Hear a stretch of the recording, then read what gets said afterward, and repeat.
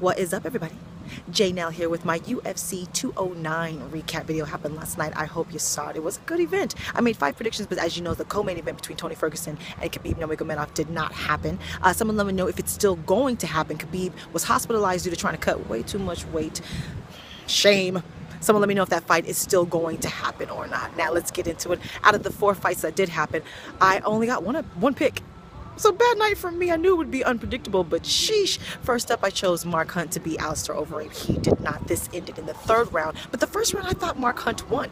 I actually thought he would have to close the distance, but he was better in space despite having the reach disadvantage. He was able to close the distance with some slick boxing with his feints and his jab, and he was able to tag Alistair in the 1st round, although it was kind of a low action round. There were a lot of filling each other out, but I felt that Mark Hunt won that 1st round. And in the 2nd round, I thought that Overeem won. He actually closed the distance, was able to tie Mark Hunt up with the dirty boxing up against the cage with some nice knees, and kind of found where his offense was in this fight. More of the same in the 3rd round until he landed a knee up against the cage that knocked Mark Hunt all the way out. Sleep. But it was a super delayed reaction. He landed a couple more shots, and then Mark Hunt kind of like wavered and then slowly slumped over face first. Out. It was a highlight reel movie sort of thing. Great win for Alistair Overeem. Who would you like to see him fight next with the heavyweight division? He's right back in the game. Next up, the ladies. I did not do a last minute pick here because they have not been going well for me. But we saw Cynthia Calvillo get the submission in the 1st round against Amanda Cooper. I thought she would have a little trouble with her on the feet, but they immediately went to the ground, was grappling. Cynthia got the Darce choke. It looked like she had it sunk in, but Amanda was able to survive. She was calm, and she got out of it. Then she switched from that position, head facing head, got the back mount, super flexible. This was a nice display of mixed martial arts from the women. They are so flexible. You see positions that you just don't normally see from the men. I'm outside. The sun moved. I'm trying to get the better position here. So, like I said, bear with me. She got the rear naked choke from the back, belly down. It was a great win for Cynthia Calvillo. Who would you like to see her fight next? You know that strawweight division is so talented. Next up, I lost this pick as well. I chose Rashad Evans to beat Daniel Kelly. He did not. This went all 3 rounds. I believe a unanimous decision, and I totally agree. This was his debut in the middleweight division, and he started slow. Again, Rashad is one of those fighters. He needs to fight on a consistent basis. He's been fighting about once a year, and it's not looking good for him. He's starting slow. He's hesitant. He looked good, looked physically fit. He looked like he had good cardio. He lasted all 3 rounds, but all 3 rounds went the same. There was a couple of submission takedown attempts once he got clocked by Daniel Kelly, but Daniel Kelly just started first. He jumped on him first with his offense, with boxing. There wasn't a lot of judo. There was a couple of trip attempts from Daniel. He did take him down actually a couple of times, but Rashad was able to pop right back up. So this was a stand-up battle that Daniel Kelly won. Good win, biggest win of his career. Who would you like to see Daniel Kelly fight next? Next up, I thought I was gonna get this one, even though I knew that David Tamir would be a nice fight for my boy Lando Veneta, but sheesh, I lost this one as well. I think it was a split decision. Yes, it was a split decision in favor of David Tamir, and I agree.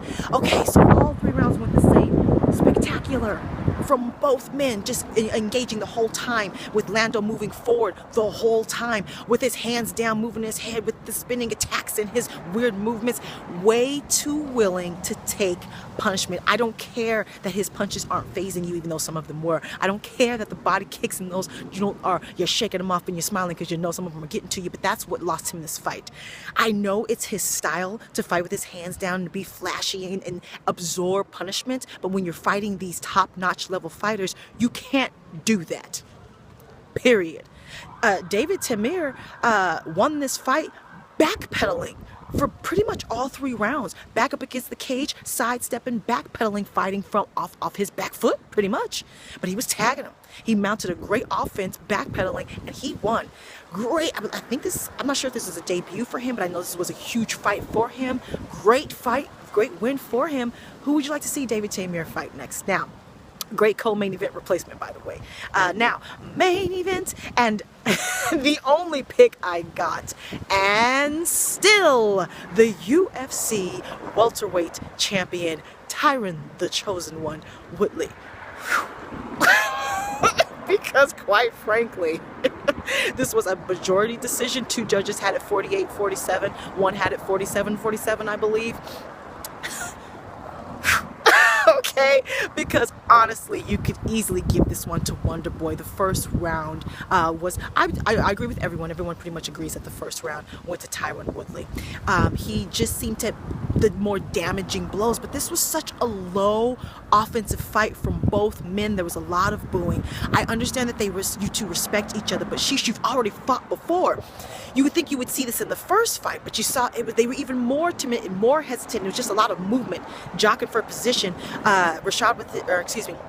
Tyron with his back up against the cage, which was so frustrating, but Wonder Boy didn't capitalize on it. He didn't want to get taken down, didn't want to get countered with the big right, because the few times that Tyron did hit Wonder Boy, he like swelled him up, he like drew blood, he like stunned him a little bit, but there wasn't enough of anything from either man. This was a very frustrating fight to watch as a fan, and because the first fight was so spectacular, it was so close and so competitive with the ebbs and the flows.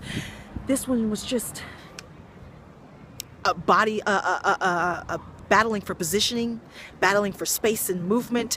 Very low offense from either man. First round, Tyron Woodley, because when he did strike, he did the damage. He had the more powerful blows, the more active blows. Round 2 to me went to Wonder Boy. It was the closest round. That's the round everyone is debating, but to me, he just kind of outworked him, even though he wasn't necessarily landing.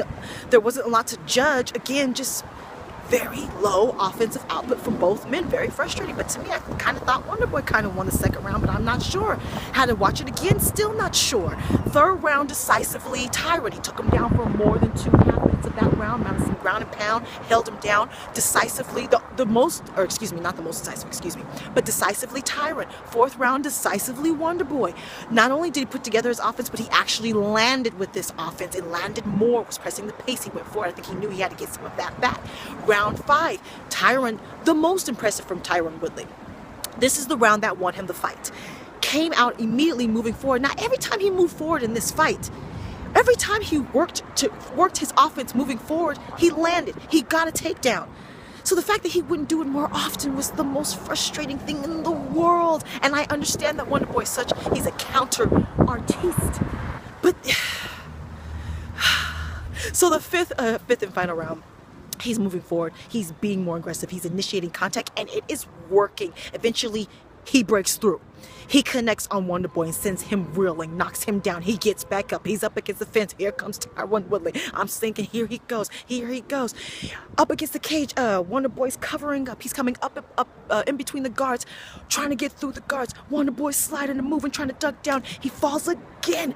Weird, awkward crank of the neck. We thought, oh man, Wonder Boy Woodley's coming from with uppercuts. He's standing up. He's moving. Survives. Survives the 5th round. Applause from everyone because we finally got to see something. But this 5th round is what won Tyron the fight. I think one of the judges even may have given it to him by 2 because they have these new scoring rules here. And even though Las Vegas hasn't officially adopted them, some of the judges are using it, some of them aren't. That's another story altogether. But yeah, had we seen from Tyron what we've seen in the 5th round, the whole fight, I believe he could have finished Wonder Boy. So this was a very frustrating fight with very low offensive output from both men. And quite frankly, you could easily say that Wonder Boy outworked him, or it looked like he outworked him because he threw more shots. But if you look at the numbers, Tyron actually outlanded him in every way. More power shots, shots to the head, he more octagon control. He landed the 1 takedown, so more significant shots. So on paper, he won as well. I know. Not what we wanted.